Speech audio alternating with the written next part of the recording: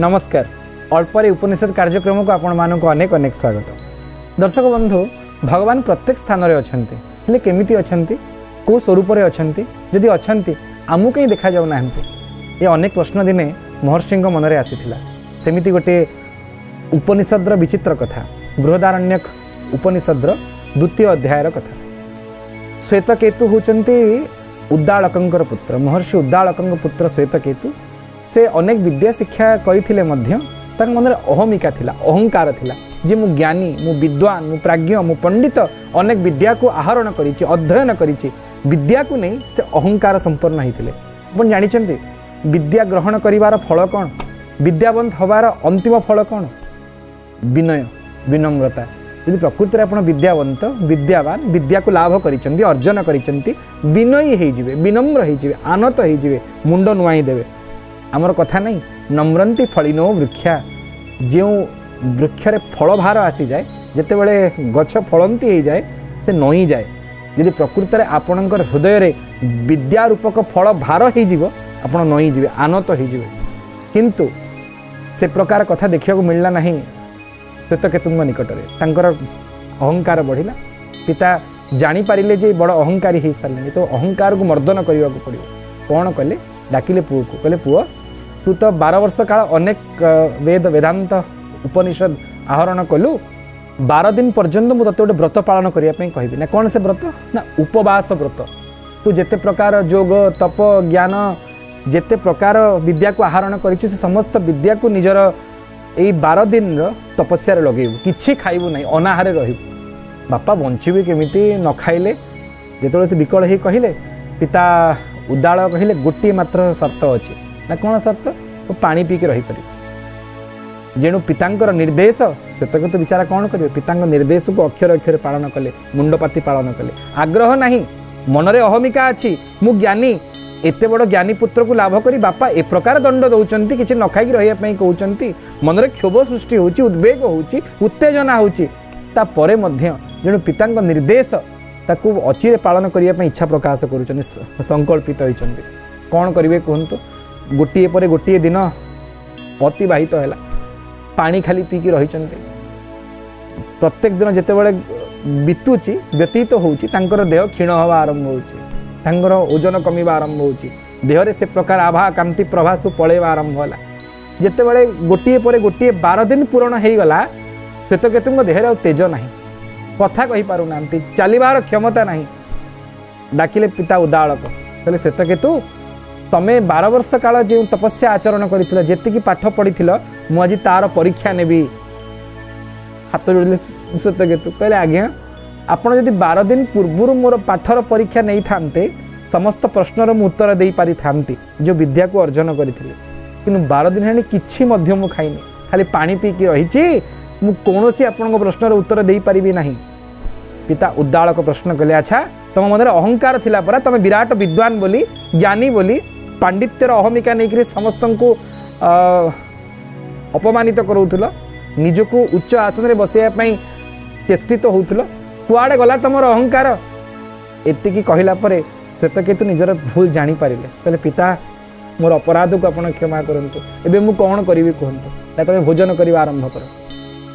पुणी जेहेतु पितांक हृदय रे पुत्र प्रति वात्सल्य स्नेह थिला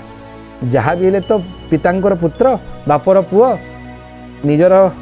औरसर जन्म होइतिबा संतान केमिति ताकू उपेक्षा करिवे शिक्षा प्रदान करिवा पई ए प्रकार नाटकर रचना करा जायतिला पिता उद्दालकंक द्वारा।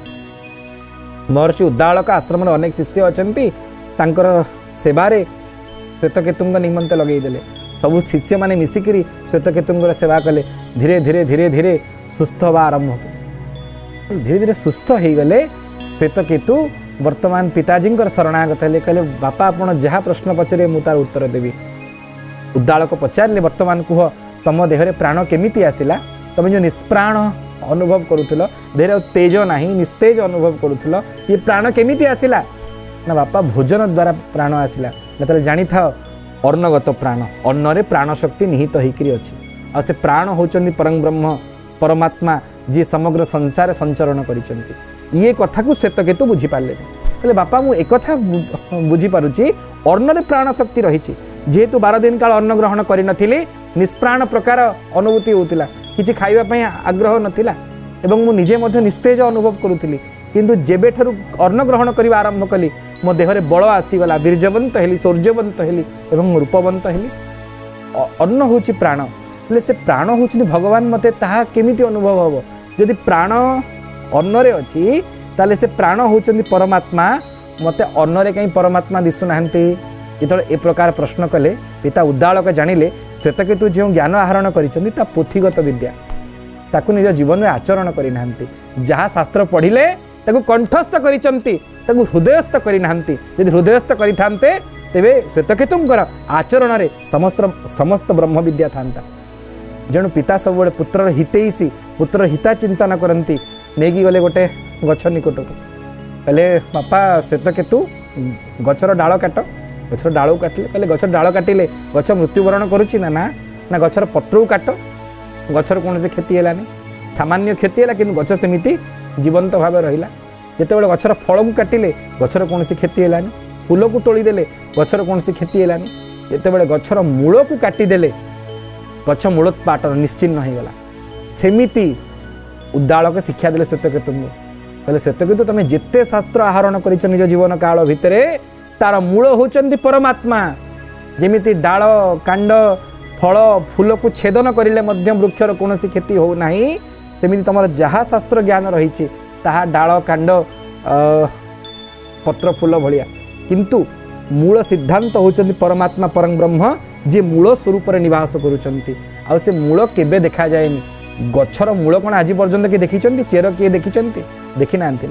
ये उदाहरण धीरे धीरे बोधगम्य हवा आरंभ होला श्वेतकेतु पचारे पिता उदालक को ताले मु केमिति देखिबी तांको केमिति अनुभव करिवि ताले अनुभव करबा को चाहूछ आस मु तुमको अनुभव करई देबी गोटे पात्र रे जल नेले सेथरे लुण मिसई देले लवण मिसई देले ताको मिसई करी फेंटी देले से ताहा एक द्रव्य और द्रावक मिसिकी द्रवण हो गला अर्थात मिश्रण प्रस्तुत हो गला कहले को पियो केमिति लागुची बापा लुणिया लगुच ना लुण देखा भितर ना बापा लुण रे जल मिसी गलानी जल रे लुण मिसी गलानी पानी लुण मिसला परे कौन लुण रु पानी को अलग करहब हो पारिबनी खाली लुण पानी को निजर स्वाद रे अनुभव करहब एटा लुणिया बोली उद्दालक श्वेतकेतु को मुंडे हाथ देदेले कहले बापा रे जेमिति लुण पानी को लुणिया बोली अनुभव करहब सेमिति परमात्मा रूपक लुण ये समग्र संसार रूपक पानी भितर सब बेले मिसिकी अछंती जगत आ जगन्नाथ को अलग करहब नाही केवल अनुभव करहब ये कथा को शुणा मात्र के श्वेतकेतु हृदय ज्ञान प्रगट हो गला जे भगवान होचन अनुभवर विषय वस्तु उच्चारण विषय वस्तु नुहे ज्ञान को नहीं अहंकार करने कथा नहीं। दर्शक बंधु कथा आपन खूब प्रेरित करिथिबो आपण भगवान को मर्मे मर्मे अनुभव करंतु तांको बाणी रे प्रकाश